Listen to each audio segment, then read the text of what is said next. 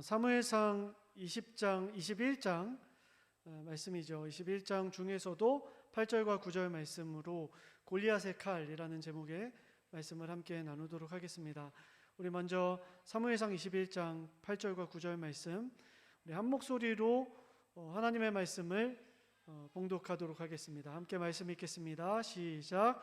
다윗이 아히멜렉에게 또 한 가지를 물었다. 제사장님은 지금 혹시 창이나 칼을 가지고 계신 것이 없습니까? 저는 임금님의 명령이 너무도 급하여서 나의 칼이나 무기를 가져오지 못했습니다. 제사장이 대답하였다.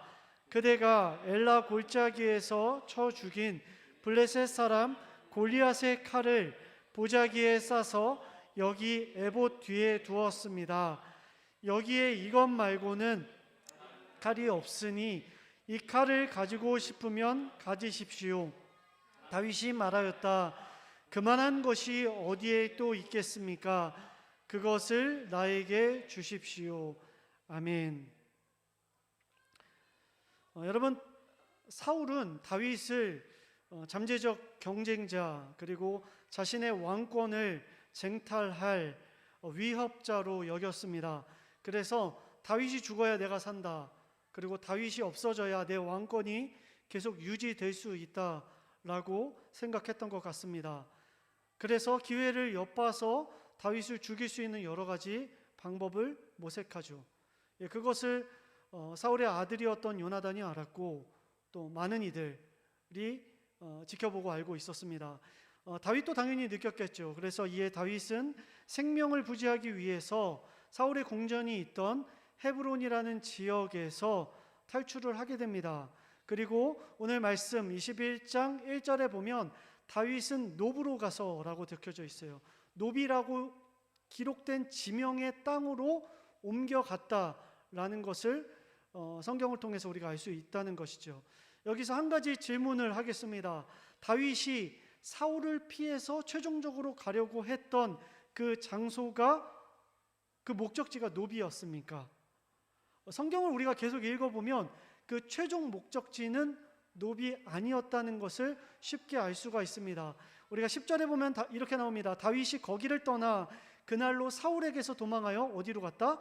가드에 있는 가드 왕 아기스에게로 갔다라고 나오는 것을 우리가 볼 수 있어요.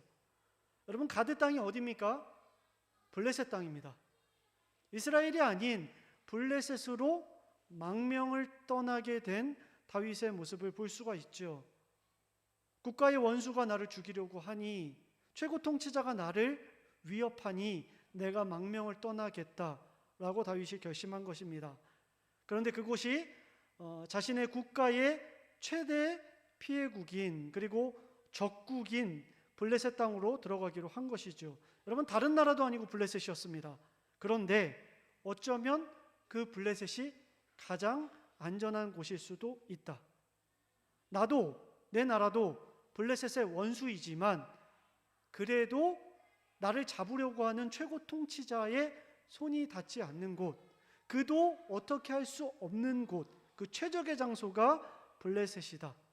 사울도 마음대로 하지 못할 것이다 라고 다윗이 생각했을 거라는 것이죠. 자, 여러분, 그러면 이제 지도를 한번 보겠습니다. 여러분, 흰색으로 되어 있는 곳이 이스라엘 땅이다 라고 생각하시면 되겠고요, 검은색으로 되어 있는 것이 블레셋 땅이다 라고 생각하시면 됩니다.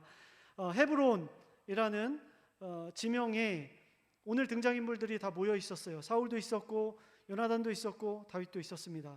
그런데 다윗이 가려고 하는 최종 목적지가 어디였다고요? 가드 땅, 블레셋 땅이라고 했습니다. 그런데 오늘 말씀 1절에 보면 노브로 가는 다윗의 모습을 볼 수가 있어요. 거기에는 제사장 아히멜렉이 있었습니다.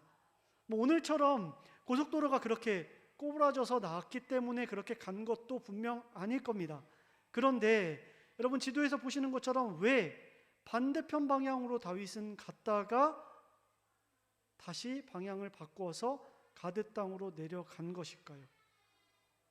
여러분, 어떤 의도가 있지 않는 이상 이 긴박한 순간, 자신의 생명이 정말로 1분 1초를 다투면서 위협되고 있는 그 순간에 높당에 들릴 어떤 특별한 목적이 있지 않는 이상 다윗은 들릴 이유가 없었다 라는 것이죠.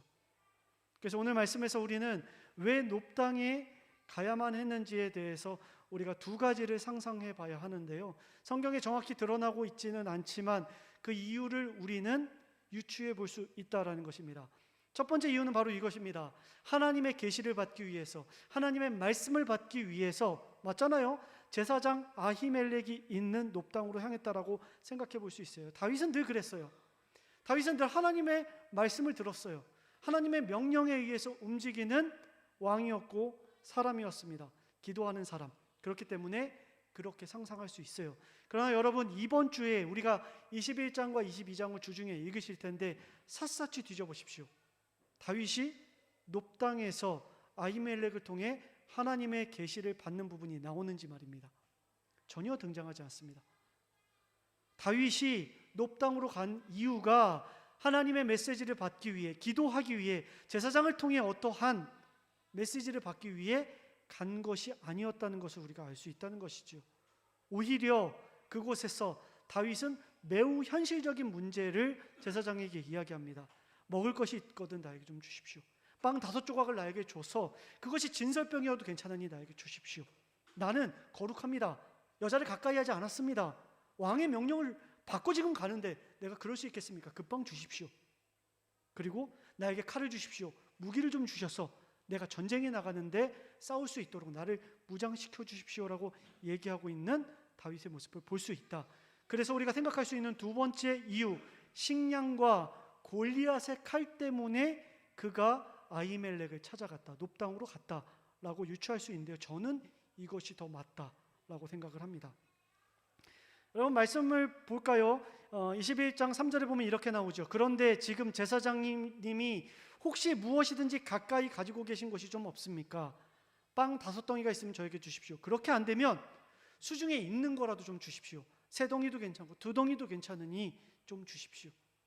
여러분, 얼마나 다급하게 이야기하고 있습니까? 나에게 먹을 것을 좀 주십시오. 예, 지금 나의 식량을 채우기 위해서 찾아간 모습. 그런데 두 번째 이유가 조금 더 우리의 관심을 끕니다. 다윗이 아히멜렉에게 또 한 가지를 물었다. 제사장님은 지금 혹시 창이나 칼을 가지고 계신 것이 없습니까? 라고 이야기를 하고 있어요. 급하게 망명길을 떠났던 다윗, 여러분, 무기를 못 챙겨왔기 때문에 아히멜렉에게 무기를 구하는 것으로 우리가 성경을 볼 수도 있어요. 그런데 한번 생각해 보세요. 여러분, 블레셋 땅으로 망명을 갑니다. 근데 망명 가는 사람이 칼과 무장을 하고 가는 것이 좋겠습니까? 아니면은 무장 해제하고 가는 것이 낫겠습니까? 뭐 대군을 이끌고 가는 것이라면 모르겠지만 혼자서 호련단신으로 간다면 오히려 무장하지 않고 가는 것이 적국에게 비춰졌을 때 오히려 더 안전할 수 있어요. 그런데 그가 투항하는 상황이었음에도 불구하고 무기를 가지고 간다면 무슨 이유가 있을 것이다. 그리고 그가 그 칼을 꼭 가져가야만 하는 이유가 있을 것이다 라는 것을 우리가 알 수 있죠. 그것은 바로 골리앗의 칼이었기 때문에 그렇다라는 것입니다. 여러분, 이스라엘이 법궤를 잃어버렸을 때 이스라엘 백성들은 통곡했습니다. 그런데 그 법궤가 다시 다곤 신전에서 돌아왔을 때 이스라엘 백성들은 기뻐하고 즐거워했습니다. 다윗도 훗날에 왕이 되었을 때, 법궤가 돌아왔을 때 자신의 옷이 벗겨지는 줄도 모르고 하나님 앞에서 기뻐하는 모습을 우리가 알 수 있죠. 예, 똑같습니다. 블레셋도 전쟁에서 져서 자신의 장군의 상징물이었던 칼을 잃어버렸던 거예요. 그것은 자신들의 자존심과 또 수치의 상징이라고도 할 수 있는 것이었어요. 그런데 그 칼을 가지고 다윗이 망명길을 떠난다.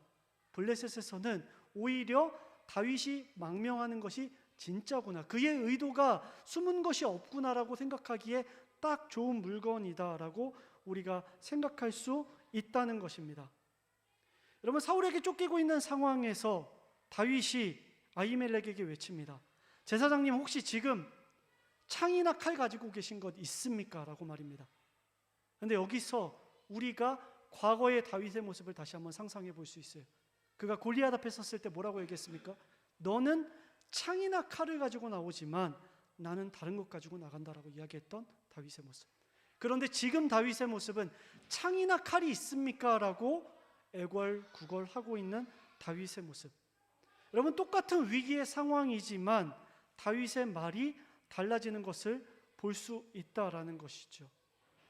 여러분, 다윗은 골리앗의 칼이 높당에 있다는 것을 알았어요. 어떻게 알았냐면 자기가 전쟁 이후에 그것을 높당에 갖다 놨으니까요. 알고 있었어요. 그런데 뭐라고 얘기합니까? 그것만한 것이 또 어디 있겠습니까? 라고 이야기하는 다윗의 목소리를 통해서 우리가 한 가지 들을 수 있는 것은 다윗이 무엇을 의지하고 있는가? 이 위기 상황 가운데 다윗이 붙잡고자 하는 그 동아줄이 무엇인가를 우리가 알 수 있다라는 것이죠. 여러분, 인생의 위기를 여러분들도 다 한두 번씩은 겪으셨을 겁니다. 정말로 생명의 위협을 느끼는 순간이었을 수도 있고, 아니면 그냥 어떤 삶의 돈줄이 끊기거나 아니면은 마음을 상하게 되는 그런 경우를 겪었을 수도 있어요. 하지만 그 누구도 다윗과 비교했을 때 내가 더 큰 위기를 겪었다라고 할 수는 없을 것입니다. 여러분, 다윗은요, 그 나라의 최고의 지도자가 자신을 죽일 듯이 따라 붙는 상황 가운데 놓여 있었다고요. 그런데 위기는 늘 그 사람의 밑바닥, 그 사람이 의지하고 있는 것이 무엇인지를 보게 합니다. 내 밑바닥에 내가 부여잡고 있는 것이 무엇인지를 여실히 드러나게 한다는 것이죠. 여러분, 너는 칼과 창을 가지고 나에게 오지만 나는 만군의 여호와의 이름을 의지한다라고 이야기했던 다윗의 모습. 어린 다윗이었지만 전쟁터, 그 위기 가운데, 국가적인 위기 가운데 다윗이 의지했던 것, 붙잡고 있었던 그 한 가지, 여호와 하나님의 이름이었습니다. 근데 오늘의 다윗의 모습은 나를 구원해 줄 가드 왕의 마음을 살 수 있는 골리앗의 칼, 그가 의지하는 것이 달라진 것을 우리가 말씀에서 볼 수 있다는 것이죠. 여러분, 그렇지만 우리가 오늘 말씀에서 강조하는 것을, 그러면 골리앗의 칼을 우리는 취하지 말자라는 적용점을 가지고 오늘 집으로 돌아가지는 않았으면 좋겠어요. 이렇게 적용하게 된다면 오늘 집에 가서 내가 들어놨던 그 보험을 다 해지해야 하나? 내가 그동안에 저축해놨던 그 재정들을 다 처분해야 하나? 내가 의지하는 것이 보험 같은 것이었나? 만군의 여호와 하나님이 아니었나? 라고 잘못 해석할 수 있기 때문입니다. 여러분, 다윗의 문제는 골리앗의 칼이 아니었어요. 그의 문제는 그것을 의지하고 하나님께 묻지 않았다는 것이 문제였다는 것이죠. 골리앗의 칼, 아니 그 이상의 것을 취할 수도 있어요. 그렇지만 그는 높당에서 제사장에게 나의 갈 길, 나의 살아갈 방향을 묻고 기도하는 삶을 살았어야 한다. 눈에 보이는 유형의 열쇠가 눈에 보이지 않는 무형의 기도보다 더 커진 다윗의 인생 가운데 우리가 알고 있는 그 위대한 다윗의 모습은 사라졌다라고 할 수 있었다는 것이죠. 여러분, 하나님의 계시가 없는 한 다윗은 유대 땅에 머물러 있었어야 해요. 왜냐하면 그는 하나님께 기름 부음 받은 이스라엘의 왕이었기 때문에. 다윗은 이야기할 수 있어요. 무슨 왕입니까? 내가 목숨을 잃으면 왕권이란 것도 다 소용없는 것입니다. 생각해 보십시오. 상식적으로, 현실적으로 하나님 생각해 보십시오라고 이야기할 수 있었어요. 하지만 상식과 현실을 뛰어넘는 하나님을 신뢰하면서 그 기름 부음 받은 자리에 그는 머물러 있었어야 돼요.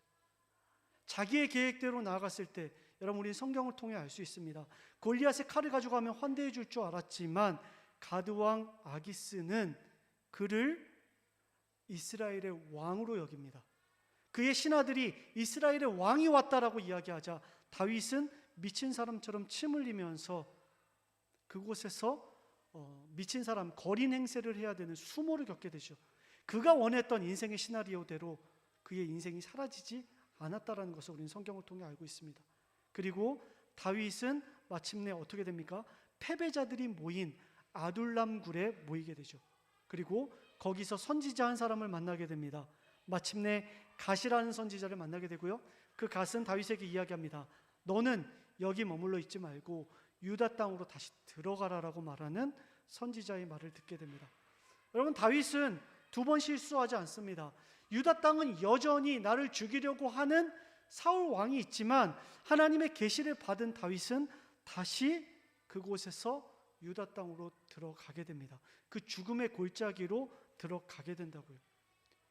여러분, 골리앗의 칼이 아닌 주님의 막대기와 지팡이를 의지하는 인생을 살아갈 때 그곳이 죽음의 그늘 골짜기라 할지라도 나는 두렵지 않습니다라고 고백하는 다윗의 시편 23편을 우리는 마주할 수 있다는 것입니다. 여러분, 다윗의 장점은 무엇이냐면 그가 회개하고 돌이킬 줄 아는 사람이었다. 그리고 우리가 앞으로 읽을 사무엘상 21장, 22장의 실수 이후에 23장에서의 바뀐 다윗의 모습은 이렇습니다. 그래서 다윗은 주님께 여쭈었다라고 기록되는 것을 볼 수 있어요. 여러분, 다윗은 주님께 물어보는 인생으로 그의 인생이 바뀌어지게 된다라는 것입니다. 지난주에 제가 이한이에게 책을 한 권 읽어줬습니다. 과학 책인데요. 철새와 관련된 책을 읽어줬습니다. 그런데 보통 어른들도 그렇죠. 어렸을 적에 배웠다고 하지만 그래도 아이들 책 읽어주면서 새롭게 배우게 되는 이야기들이 좀 있습니다. 저만 그런 것 같은데요. 저는 좀 배우게 됩니다. 그래서 책을 읽다가 저도 새롭게 알게 됐어요. 철새가 계절을 따라서 남쪽에서 북쪽으로 또 북쪽에서 남쪽으로 이동하는데 그 방향이 동쪽과 서쪽 헷갈리지 않고 어떻게 이렇게 정확히 옮길 수 있을까? 또 철새들이 자신이 만들어 놓은 그 둥지로 다시 이동하는 그 정확성까지 보이게 되는 것을 보고 조류학자들이 어떻게 철새가 이렇게 이동할 수 있는지에 대해서 서너 가지 이야기를 그 책에 적어놨는데요. 첫 번째는 태양의 위치를 보고 해가 동쪽에서 뜨고 서쪽으로 지는 것, 그 위치를 보고서는 밤낮에 철새가 이동한다. 그리고 두 번째는 별자리의 모양을 보고 철새가 이동을 한다. 세 번째로는 자기장의 움직임을 감각적으로 느끼고 이동한다라고 책에 기록되어 있었어요. 아, 그렇구나. 근데 이 세 가지의 공통된 특징이 있었어요. 그 세 가지의 공통된 특징은 이 세 가지는 절대 변하지 않는 것. 이 지구가 없어지지 않는 한 태양이 뜨고 지는 것은 동일하고요. 별자리의 이동도 동일하고 자기장도 동일하게 영향을 미친다라는 것이었습니다.